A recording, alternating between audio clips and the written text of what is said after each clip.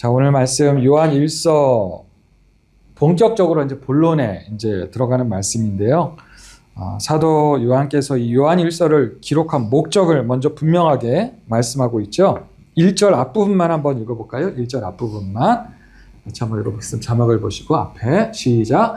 나의 자녀들아, 내가 이것을 너에게 쓰면 너희로 죄를 범하지 않게 하려 함이라.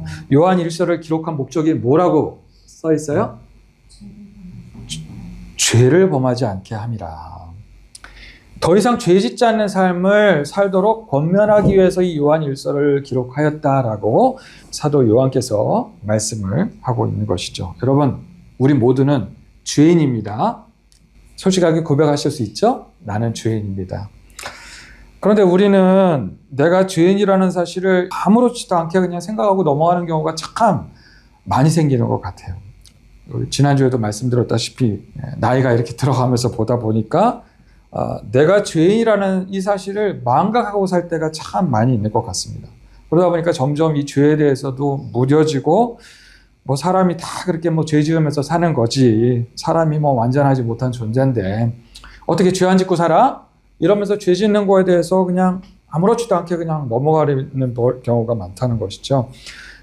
그리고 예수님께서 나의 모든 죄를 내가 미래 지을 죄까지도 다 짊어지시고 십자가 죽으셨으니까 이제는 난 괜찮겠지. 나는 천국 갈 수 있겠지. 내가 죄 지으며 살더라도 천국 가는 데는 지장이 없겠지. 이러면서 그냥 마음속에 가볍게 드는 나쁜 생각들, 또 살아가면서 습관적으로 저지르게 되는 죄에 대해서 너무나도 우리가 쉽게 생각해버리는 경우가 참 많이 있다는 것이죠. 작년에 우리 집사님이랑 몇 번 이렇게 같이 일하러 이렇게 다니면서 한 번은 필요한 강목, 나무는 어떻게 구하냐고 집사님이 물어보시더라고요. 그래가지고 제가 뭐라고 말씀드렸냐면 그냥 이렇게 현장 다니면서 바닥에 널려 있는 거 그냥 주워가지고 쓰면 됩니다. 이렇게 얘기했더니 집사님이 근데 그거 그렇게 아무렇게나 가져가도 돼요? 이렇게 말씀하시더라고요. 순간 제가 사실은 말씀 못 드렸지만 속으로 뜨끔했습니다. 저도 처음에는 마음에 죄책감이 있었는데 이렇게 다니다 보니까 널려있는 게 나무들이고 아무렇지도 않게 생각이 되었던 거예요. 근데 집사님이 이렇게 하시는 말씀에 제가 솔직히 마음으로 뜨끔했어요. 이렇게 된다는 거예요. 그러니까 이 죄가 가랑비에 옷 젖듯이 죄가 쌓이고 쌓이다 보면 그냥 죄의 타성에 이렇게 젖어버리게 된다는 것이죠. 그래서 그런 죄가 다윗처럼, 지난주에 말씀드렸던 어떤 대형교회 그 목사님처럼 이 짓는 죄가 엄청난 죄인지도 모르고 그냥 계속 죄를 저지르게 되다가 언젠가는 커다란 낭패를 당하게 된다는 것입니다. 초대교회 당시에도 그런 사람들이 분명히 있었기 때문에 특별히 영지주의에 빠져서 육신의 죄를 짓는 것은 아무렇지도 않게 생각하는 사람들이 초대교회 성도들 가운데서도 늘어나고 있었기 때문에 사도 요한께서 너무나도 그런 모습에 안타까운 심정으로 이와 같이 1절에서 말씀하고 있는 것입니다. 나의 자녀들아, 내가 이것을 너에게 쓰면 너희로 죄를 범하지 않게 하려 함이라. 우리 장로교회 구원론에 대한 교리 중에서 성도의 견인이라는 교리가 있습니다. 들어보셨어요? 성도의 견인.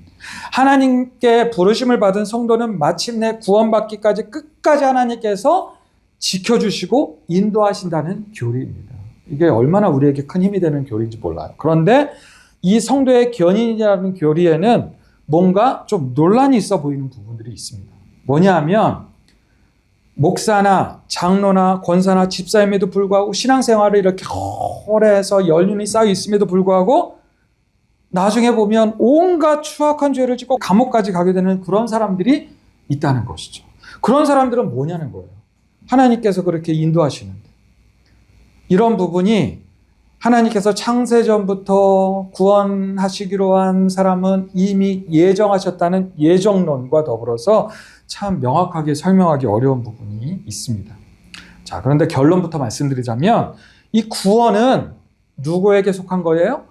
사람에게 속한 것이 아니라 오직 하나님의 주권에 속한 영역이라는 것입니다. 구원의 여부는 오직 하나님의 은혜와 하나님의 주권에 속한 것입니다. 그렇다면 우리 성도가 해야 되는 것은 무엇입니까?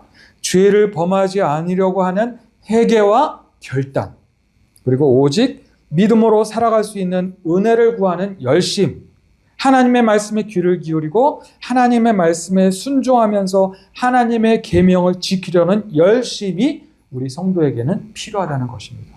그것이 오늘 본문 말씀의 주제예요. 그런데 현실적으로 우리의 연약한 인간은 이 죄악된 세상을 살아가면서 말씀드렸지만 죄를 짓지 않으면서 살아갈 수가 없는 것이죠. 그런데 그 모든 죄를 예수님께서 어떻게 해요? 화목 제물이 되셔서 십자가 구속의 문제로 다 해결해 주셨다는 것이죠.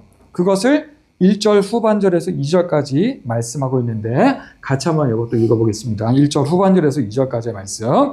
시작. 만일 누가 죄를 범하여도 아버지 앞에서 우리에게 대언자가 있으니 곧 의로우신 예수 그리스도시라.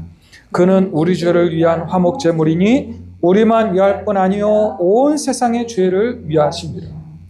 예수 그리스도는 우리에게 누구시라고요? 대언자시다라고 말씀하고 있습니다. 여기서 대언자로 번역한 헬라어가 파라클레토스예요. 이게 법정 용어인데 변호사라는 뜻입니다. 변호해 주는 사람, 파라클레토스. 성령도 파라클레토스, 변호자라고 이제 말씀을 하는데 이 요한복음에서 특별히 오늘 요한 1세에서 말씀하고 있는 이 파라클레토스는 바로 예수 그리스도를 지칭하고 있습니다. 예수 그리스도께서 죄인된 우리를 변호해 주시는 변호사 파라클레토스 역할을 하신다는 거예요.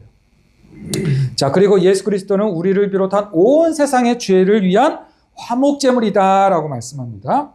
예수님께서 십자가에 죽으신 그 죽으심은 아담과 하와의 그 원죄로부터 내려오는, 그래서 세상으로부터 오게 된 그 모든 죄의 저주를 끊고 하나님의 진노하심을 달래시고 우리 인류의 모든 죄를 덮는 화목 제사, 화목 제물이 바로 예수님의 그 십자가였다는 것입니다.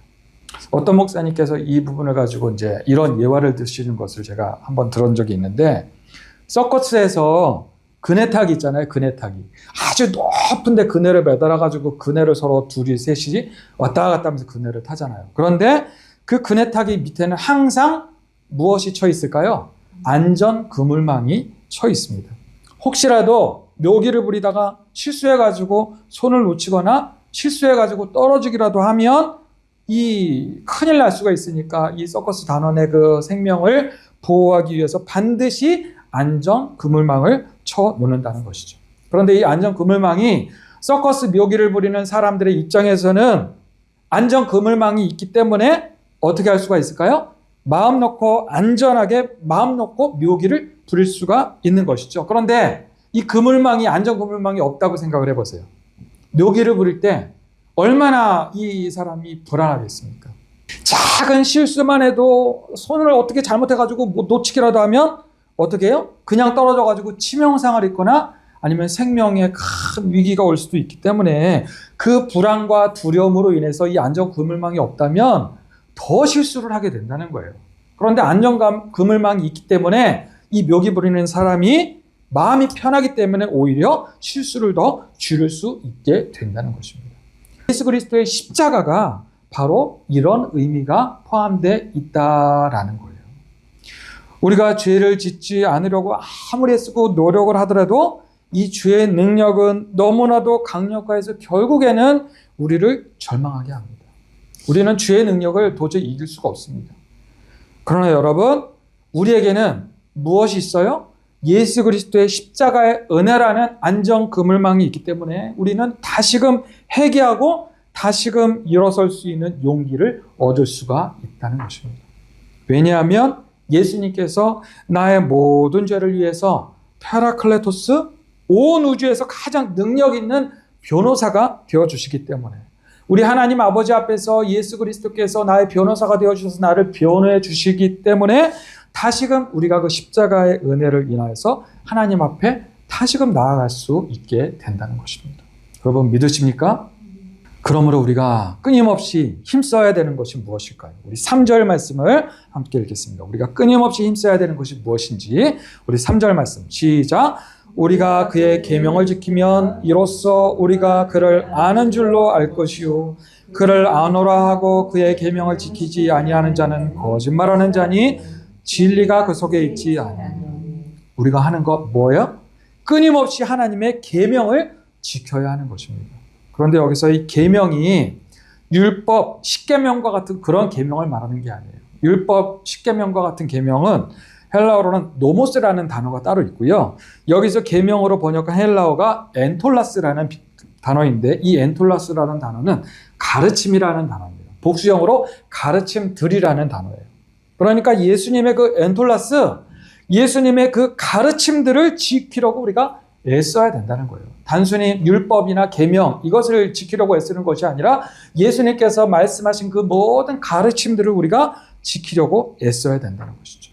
그 예수님의 가르침의 가장 대표적인 가르침이 무엇인지를 요한복음 13장 34절에서 요한 사도께서 미리 말씀해 놓으셨습니다. 요한복음 13장 34절 35절을 우리 함께 읽겠습니다. 시작. 새 계명을 너에게 주노니 서로 사랑하라.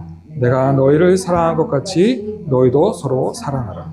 너희도 서로 사랑하면 이로써 모든 사람이 너희가 내 제자인 줄 알리라. 여기서도 이 요한복음 13장 34절 35절에서도 계명으로 번역한 헬라어 단어가 엔톨레라는 가르침이라는 단어입니다. 똑같은 단어예요. 하나는 복수고 하나는 단수인데 예수님께서 주신 이 새로운 가르침이 뭐라고요? 서로 사랑하라. 내가 너희를 사랑한 것 같이 너희도 서로 사랑하라. 예수님의 가르침, 예수님의 계명은 바로 예수님이 우리를 사랑한 것 같이 우리도 서로 사랑하는 것입니다. 그러니까 여러분 우리가 사랑하면 모든 죄를 이기게 되는 줄을 여러분 믿으시길 바랍니다. 무엇보다도 열심으로 서로 사랑할지니 사랑한 허다한 죄를 덮느니라. 베드로전서 4장 8절에서 베드로 사도께서 말씀합니다.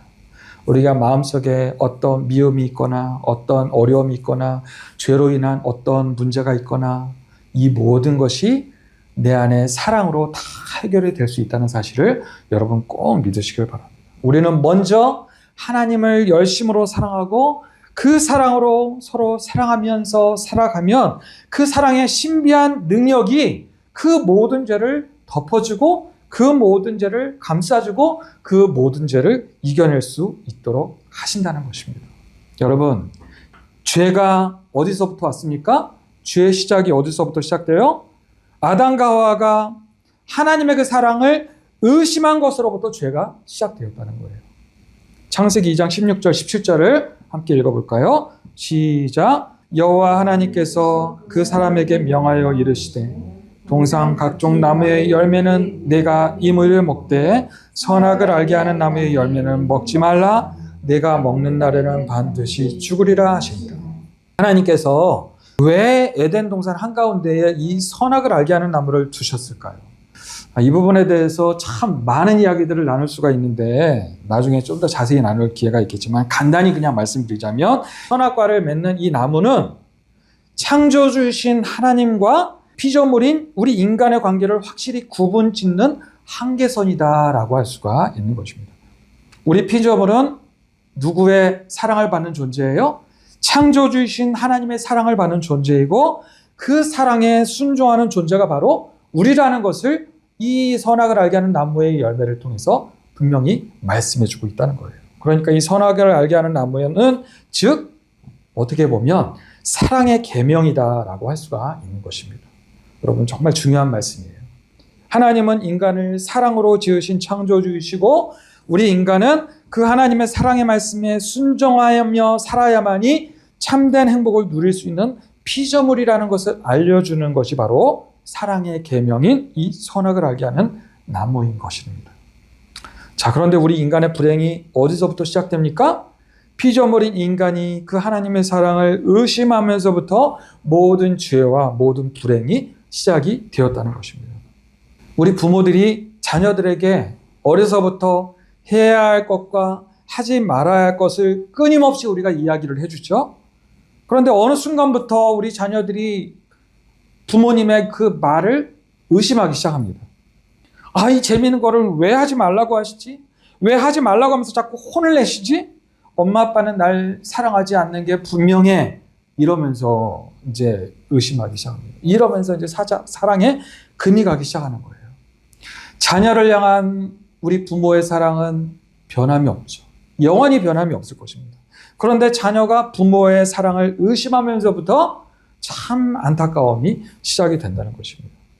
하나님과 우리 사랑과의 관계도 보면 이 부모와 자녀와의 관계가 너무나도 비슷하다는 것이죠. 우리 자녀가 가장 행복하려면 부모의 말을 믿고 순종하고 따르면 가장 행복할 수 있는데, 우리 하나님의 자녀들도 가장 행복하려면 하나님의 사랑의 계명을 지키고 순종해야 되는데, 우리가 그렇지 못함으로 인해서 참 불행이 시작된다는 것이죠. 마지막으로 이 5절, 6절 말씀을 함께 읽겠습니다. 5절, 6절 말씀 시작. 누구든지 그의 말씀을 지키는 자는 하나님의 사랑이 참으로 그 속에서 온전하게 되었나니 이로써 우리가 그의 안에 있는 줄을 아노라. 그의 안에 산다고 하는 자는 그가 행하시는 대로 자기도 행할지니라. 여러분, 믿음은 무엇입니까? 믿음은 하나님의 사랑을 끊임없이 경험하고 그 사랑으로 우리가 끊임없이 살아가는 것, 그것이 바로 믿음인 것입니다. 우리는 인생을 살아가면서 사실은 하나님의 사랑을 끊임없이 체험할 수가 있습니다. 왜냐하면 하나님의 사랑은 공기처럼 우리 주변에 늘 있기 때문에 우리는 하나님의 사랑을 늘 경험할 수가 있습니다. 그런데 우리가 하나님의 사랑을 느끼지 못하는 것은 무엇이 없기 때문이에요? 요한일서에서 계속해서 말씀하고 강조하고 있는 하나님과의 사귐이 없기 때문에 그렇다는 것이죠. 우리가 공기를 느끼려면 숨을 쉴 때마다 공기를 의식해야 합니다. 이렇게 숨을 마시면서 공기를 마신다, 내쉬면서 내가 공기를 내쉬고 있네, 이러면서 공기를 우리가 늘 의식하게 되는데, 마찬가지로 우리가 하나님의 사랑을 느끼려면 끊임없이 우리가 하나님을 의식해야 된다는 것이죠. 구체적으로 몇 주 동안 계속해서 말씀드리는 것이지만, 숨 쉬는 것처럼 우리가 하나님 앞에 기도하고 밥 먹는 것처럼 하나님의 말씀을 읽고 듣고 묵상하면 우리가 이 하나님에게 사귐을 통해서, 코이노니아의 시간을 통해서 하나님을 늘 의식하며 살아갈 수 있게 된다는 것입니다. 하나님의 사랑을 끊임없이 인식하고 체험하면서 우리가 그렇게 믿음으로 살아갈 수 있게 된다는 것이죠. 그런데 우리가 참 연약하기 때문에 이 하나님의 사랑을 잊고 사는 경우가 많이 있는데, 그럴 때마다 때로는 하나님께서 참 기가 막힌 방법으로 충격요법을 사용하시기도 하시죠. 어려운 상황을 가끔 만나게 하셔가지고 그때마다 간절히 하나님을 찾게 하십니다. 간절히 하나님께 기도하게 하시면 하나님께서 기적과 같이 피할 길을 또 내주시고 다시 한번 하나님의 사랑을 체험하게 하시죠. 이런 하나님의 은혜가 바로 성도의 견인이라는 것이죠. 오직 하나님의 은혜로 말미암아서 하나님께서 우리의 믿음을 이끌어 가십니다. 우리 성도를 이러한 방법으로 견인해 가시는 것이죠. 성도의 견인은요, 하나님께서 한번 택한 사람은 절대로 지옥 가지 않는다는 것이 아니라, 하나님의 은혜와 사랑은 변함없이 끊임없이 공기처럼 성도들에게 주어진다는 사실, 이것이 바로 성도의 견인인 것입니다. 이러한 것을 믿음과 감사와 감격함으로 늘 고백할 수 있는 저와 여러분들이 되시기를 바랍니다. 우리도 살아계신 하나님의 사랑을 언제나 인정하면서 믿음으로 소망하면서 하나님 아버지 앞에 감사함으로 살아갈 수 있어야 합니다. 오늘 말씀을 마무리하면, 우리가 이 죄악된 세상을 살아갈 수 있는 이유는 우리의 모든 죄를 위해서 화목 제물이 되어주신 예수 그리스도의 사랑하심 때문이라는 사실을 우리가 다시 한번 기억해야 합니다. 그리고 그 사랑의 계명을 우리가 잊어버리지 말고 그 사랑의 계명을 따라서 우리도 서로 사랑하며 살아가시는 저와 여러분들이 되시길 바랍니다. 이번 한 주간도 이 하나님과의 사귐의 시간을 놓치지 마시고 하나님과의 그 사랑의 계명을 지키면서 하나님과 함께 하나님을 경험하고 느끼고 체험하며 하나님과 동행하며 살아가시는 여러분들이 되시기를 주님의 이름으로 축원합니다. 자, 기도하겠습니다.